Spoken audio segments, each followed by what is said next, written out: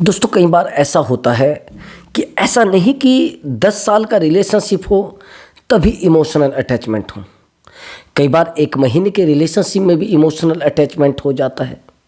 कई बार 2 महीने के रिलेशनशिप में भी इमोशनल अटैचमेंट हो जाता है। कई बार 4 महीने के रिलेशनशिप में भी इमोशनल अटैचमेंट हो जाता है। वहीं पर इमोशनल अटैचमेंट इतना गहरा हो जाता है कि हम अपने पार्टनर के साथ बहुत सारी उम्मीदें, बहुत सारे सपने और बहुत सारा प्यार समझ लेते हैं कि शायद मेरी ज़िंदगी भर का प्यार यही है और इस इंसान के बिना शायद मेरी ज़िंदगी नहीं चल पाएगी, शायद नहीं चल पाए। दुख की बात यह है कि जिस इंसान से हम प्यार करते हैं, जिस इंसान के हम पास रहना चाहते हैं, वो इंसान हमें समझना नहीं चाहता। वो हमसे कंटिन्यू दूर जाने की कोशिश करता है, हम कंटिन्यू उसके पीछे दौड़ने की कोशिश करते हैं। ऐसा होता क्यों है? दोस्तों आज की मेरी वीडियो का टॉपिक है, क्या सच में पार्टनर को हम प्यार देंगे हमें प्यार मिलेगा? नहीं दोस्तों, ऐसा नहीं है। अगर आपको ऐसा लग रहा है कि हम पार्टनर को प्यार देंगे और प्यार मिलेगा, नहीं, ये मेरा आजमाया हुआ नुस्खा है जिसको मैं कहता हूं, जिसको मैंने यूज किया है। प्यार जितना आप पार्टनर को देने की कोशिश करोगे नहीं मिलेगा ब्रदर। मैंने देखा है, मैंने ऐसे ऐसे लोगों को देखा है जो रात दिन अपने पार्टनर को प्यार देने की कोशिश कर रहे हैं, लेकिन बाद में क्या बच रहा है? खाली कटोरा, खाली हाथ। फिर वो रोते हैं मेरे पास आकर, सर हमने तो टूट कर प्यार किया था उससे, हमने तो टूट कर मोहब्बत की है उससे। क्यों? देखो दोस्तों, हमेशा हर्ट हमें वहीं से होता है जहां पर हम टूट कर प्यार करते हैं, जहां पर हम टूट कर सामने वाले इंसान से सोचते हैं कि ये मेरी जिंदगी में रहे। यही होता है ना, अब यही चलता है। तो दोस्तों वीडियो को शुरू करते हैं और मैं आज आपको बताता हूं कि अगर आपका 4-5 महीने का रिलेशनशिप रहा है और उसमें आपका इमोशनल अटैचमेंट हो गया था, लेकिन फिर भी पार्टनर ने आपके इमोशनल अटैचमेंट को कोई वैल्यू नहीं दी और आप चाहते हैं कि वो पार्टनर आपको वैल्यू दे, तो बस वीडियो को कंटिन्यू देखना है और लास्ट तक वीडियो को देखेंगे तो आपको बहुत सारी डीपली चीज़ें मिलेंगी जो आपको कहीं से भी नहीं मिलेंगी। मैं एक एक चीज़ को पॉइंट टू पॉइंट आपको बताऊंगा। चलिए दोस्तों, और हाँ दोस्तों, अगर आप मुझसे बात करना चाहते हैं तो व्हाट्सएप नंबर दिया हुआ है, उस व्हाट्सएप नंबर पर आप अपना कॉल बुक करा सकते हैं और आप मुझसे बात कर सकते हैं। बट दोस्तों वो पेड कॉल है, उस पर आप पहले पेमेंट करेंगे तब जाकर आपकी बात हो पाएगी। और हाँ दोस्तों, आपका कोई भी प्रॉब्लम हो सकता है, रिलेशनशिप से रिलेटेड हो सकता है, या फिर आपका कोई पर्सनल प्रॉब्लम रहा हो जैसे मैरिज लाइफ, या फिर कोई आपका एक्स्ट्रा मैरिटल अफेयर रहा हो जिसमें आपके पार्टनर ने आपको अपनी ज़िंदगी में लाकर और चीट करके और छोड़ दिया है, तो भी आप बात कर सकते हैं। तो चलिए दोस्तों शुरू करते हैं वीडियो को और वो डीपली चीज़ें हम देखते हैं कि हमारे साथ चीटिंग होती क्यों है। ध्यान से सुनना ब्रदर। एक्चुअली दोस्तों एक शब्द होता है लव बम्बिंग, सुना आपने? लव बम्बिंग का मतलब होता है कि बहुत ज़्यादा प्यार दिखा देना। एग्जाम्पल के लिए, एक्चुअली दोस्तों मेरे पास एक काउंसलिंग आई है, जो काउंसलिंग ओनली 1.5 महीने की है, 1 महीना 15 दिन की। ओनली सामने वाले ने कहा कि सर ये जो रिलेशनशिप है ये 15 डेज और ओनली 30 डेज का है, यानी 45 दिन का। और सर इस 45 दिन में मुझे वो प्यार दिया गया है, वो प्यार दिया गया है जो आज तक मेरी 25 एज में किसी ने नहीं दिया। जैसे ही मेरे पास फोन आता था, I love you, I miss you. रात के 1 बजे कॉल आता था, आई लव यू। दिन के 2 बजे कॉल आता था, आई मिस यू।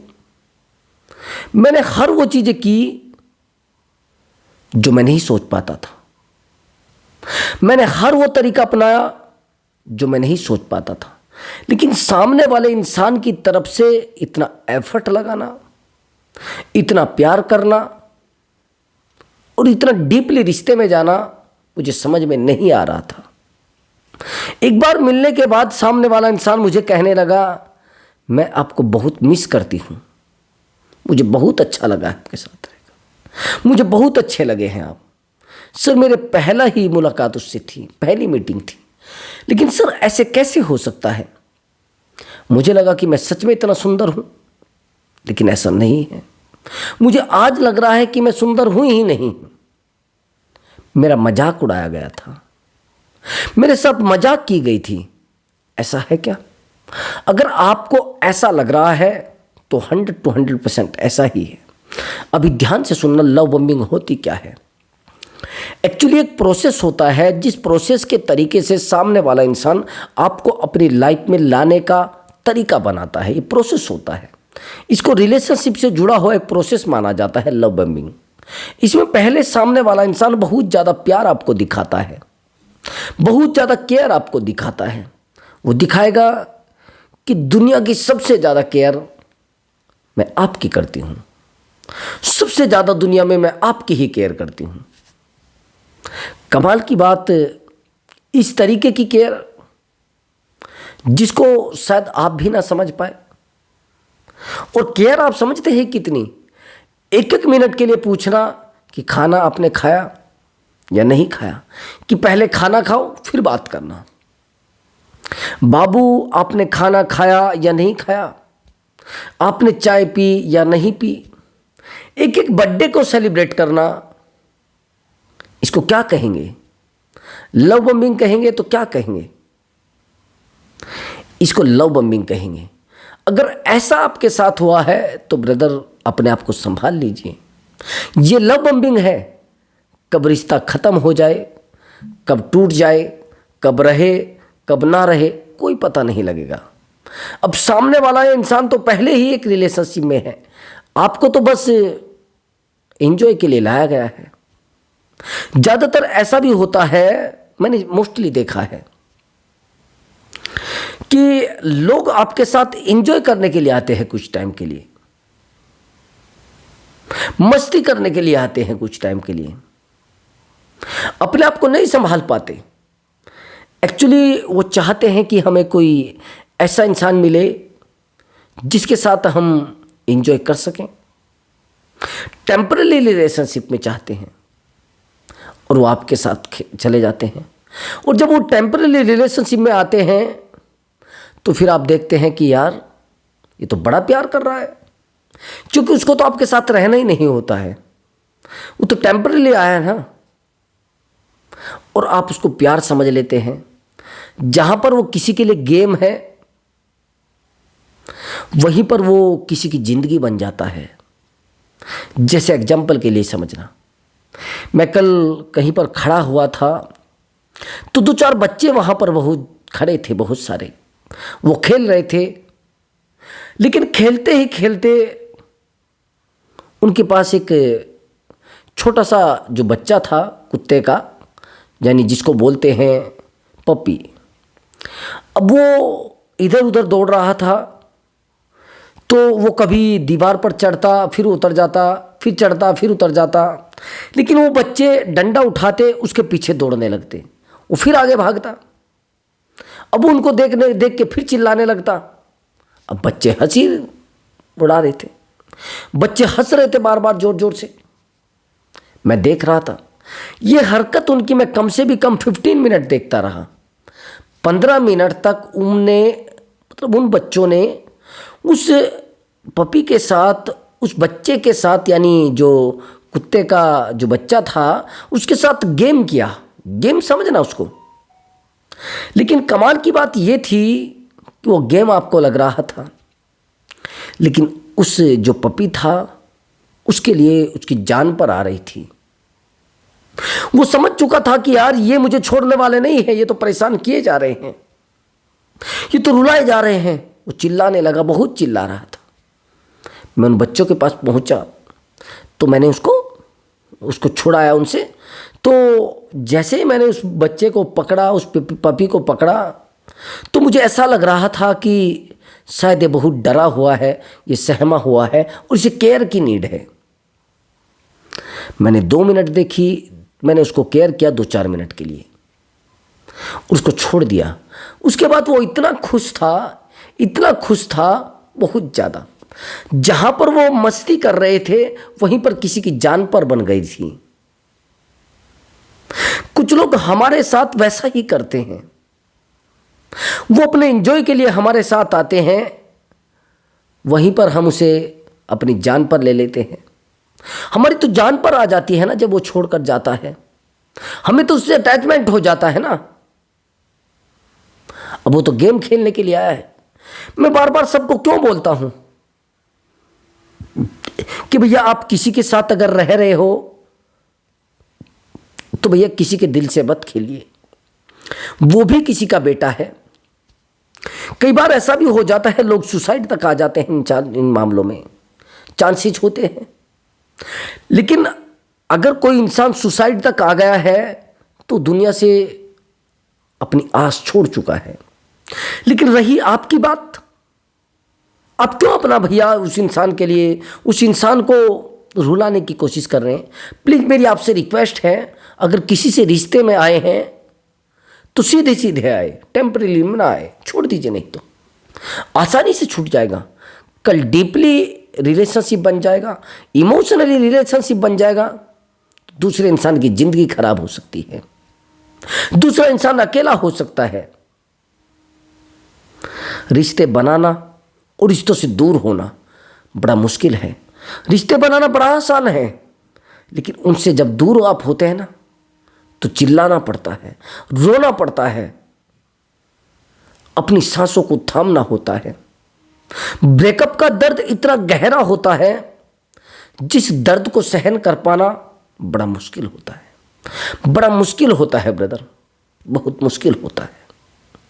अब आगे की सिचुएशन समझना, ये जो लव बम्बिंग आपके साथ की जा रही है इसको समझने की कोशिश करना ब्रदर, नहीं तो इस लव बम्बिंग के चक्कर में आप अपनी लाइफ को ख़त्म कर सकते हैं, आप लाइफ को खड्डे में डाल सकते हैं।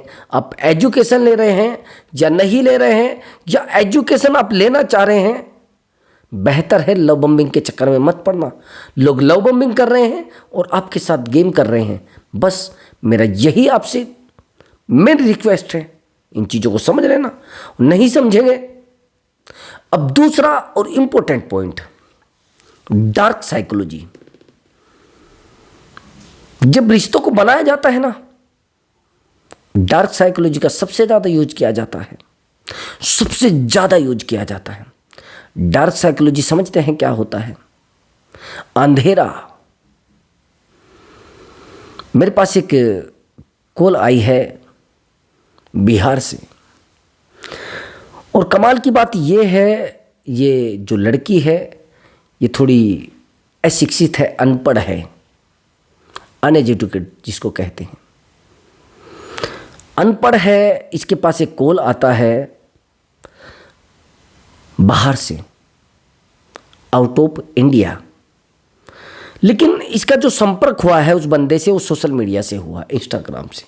इंस्टाग्राम पर बहुत बीमारियां हो चुकी हैं।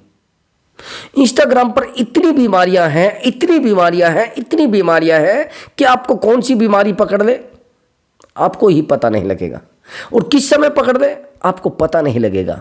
वैसे ही इस लड़की के साथ होता है। ये डार्क साइकोलॉजी आपको सही से समझ में आएगी एग्जाम्पल के साथ।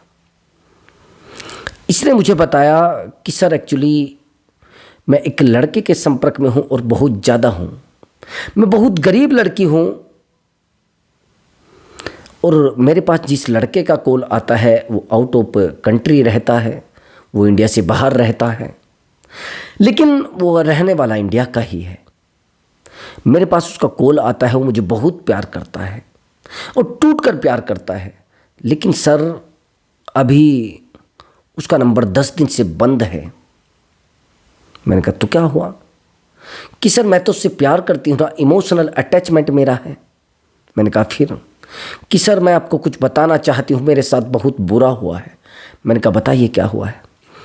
एक्चुअली सर वो मुझे कॉल करता था, वो मुझे कहता था कि मैं आपसे बहुत प्यार करता हूँ और हम दोनों शादी भी करेंगे। और सर मुझे कहता था कि आपके बिना मेरी ज़िंदगी में कोई नहीं है। लेकिन सर कुछ टाइम के बाद मुझे पता लगा कि वो मैरिड है। मैं तो सर अनमैरिड लड़की हूँ, मैं तो बच्ची हूँ, मेरी उम्र तो ज़्यादा है नहीं, 22 साल है। मैंने कहा और उसकी उम्र?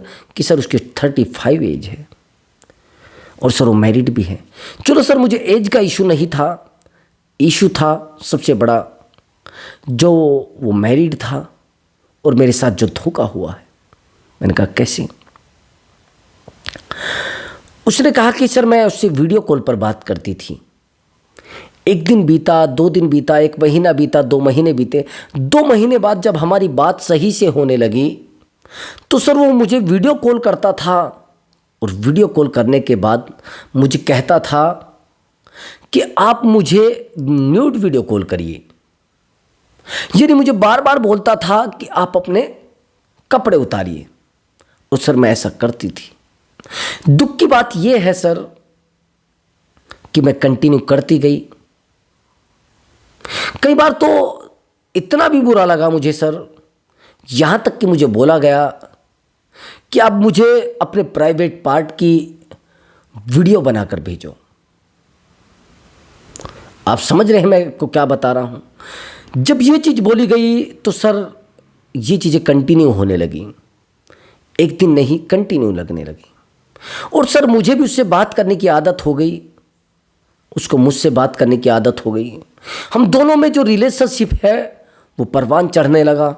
हम दोनों एक दूसरे के साथ रहने लगे, अच्छे से बात करने लगे। एक इमोशनल अटैचमेंट हो गया। टाइम बीता सर, बाद में वो बात करना बंद करने लगा। और कमाल की बात सर, मैंने उस इंसान के बारे में अपनी फैमिली में भी शेयर कर दिया था। मैंने अपनी फैमिली में भी शेयर कर दिया था सर। अब दुख की बात यह है सर, वो मेरी मदर से भी बात करता था, मेरे फादर से भी बात करता था। लेकिन आज जब उसका नंबर बंद हो गया है सर, मैं परेशान हो गई हूं।